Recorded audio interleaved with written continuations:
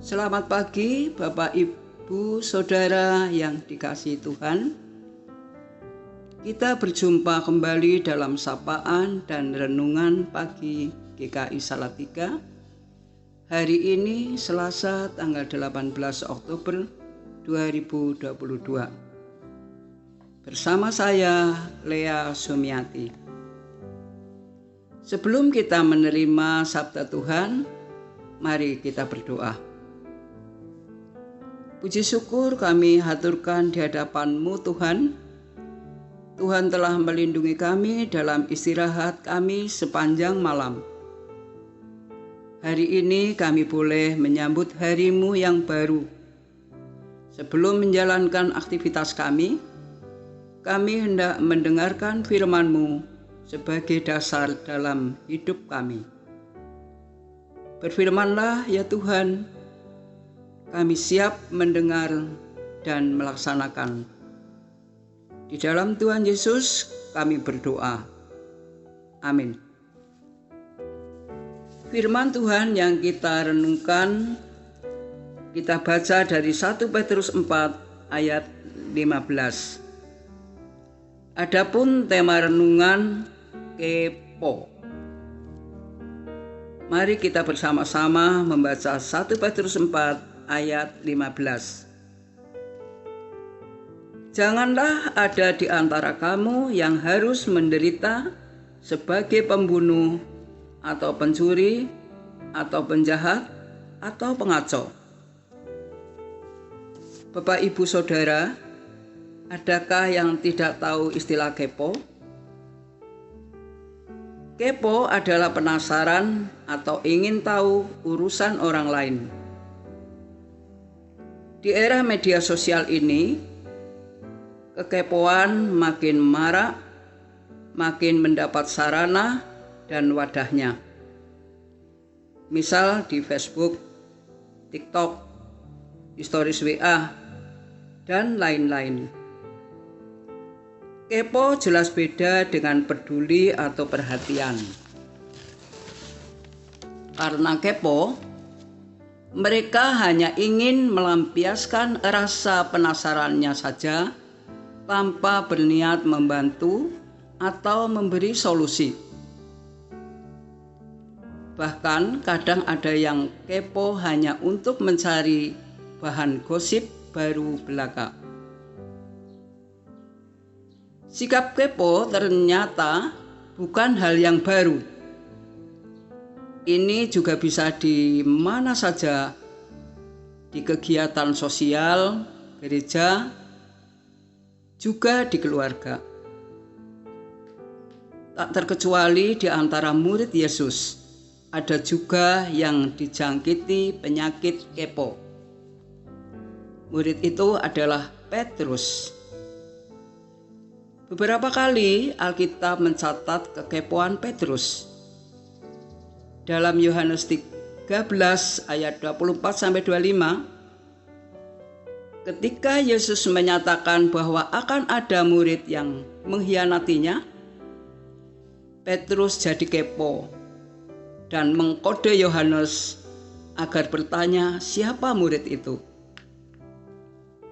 Petrus tak sadar bahwa dirinya tidak lebih baik karena ia pernah menyangkal Yesus hingga 3 kali.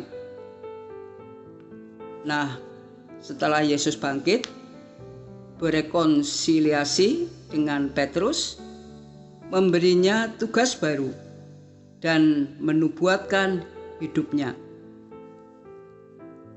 Sifat kepo kembali menjangkiti Petrus. Kali ini Petrus kepo dengan Yohanes, yang notabene Yohanes adalah murid yang terdekat dengan Yesus. Namun Yesus berkata tegas, itu bukan urusanmu. Urusanmu adalah mengikutiku. Maka dengan melihat masa lalu Petrus itu, firman Tuhan hari ini menjadi sangat berarti. Dalam 1 Petrus 4 ayat 15, bagian terakhir ditulis sebagai pengacau. Tapi dalam bahasa aslinya allotripes yang artinya suka mencampuri urusan orang lain alias kepo. Sikap kepo ternyata bisa membuat orang jadi menderita atau terlibat masalah. Ada orang yang menjadi biang gosip atau terlibat penyebar fitnah, dimulai dari sekedar rasa penasaran akan hidup orang lain. Banyak orang membuang waktu dan energinya terlibat pertikaian tak penting, berprasangka dan berpikiran jahat kepada orang lain dan lain-lain. Dimulai dari sikap kepo alias mencampuri urusan orang lain. Apakah sikap kepo masih sering kita miliki? Ingatlah firman Tuhan hari ini. Punya rasa ingin tahu besar itu bisa baik. Inovasi besar juga membuat muncul dari pengetahuan. Rasa ingin tahu itu baik jika itu untuk mencari kehendak Tuhan. Tapi jika hanya sekedar kepo, hindarilah. Hindari kebiasaan mencampuri urusan orang lain. Karena itu bisa menuntun kita kepada banyak dosa. Bapak, Ibu, Saudara, mari kita tutup dalam doa. Terima kasih ya Tuhan, sabda-Mu telah mengingatkan kepada kami agar tidak melakukan tindakan tutur kata kekepoan. Kami ingin menjaga mulut kami tidak mengeluarkan kata-kata yang bersifat kepo. Berikan kami kekuatan, kemampuan untuk berkata-kata yang benar, untuk mencari kehendak Tuhan.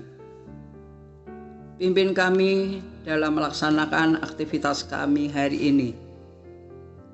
Di dalam Kristus, Juru Selamat kami berdoa. Bapak, Ibu, Saudara, selamat beraktivitas. Tuhan memberkati.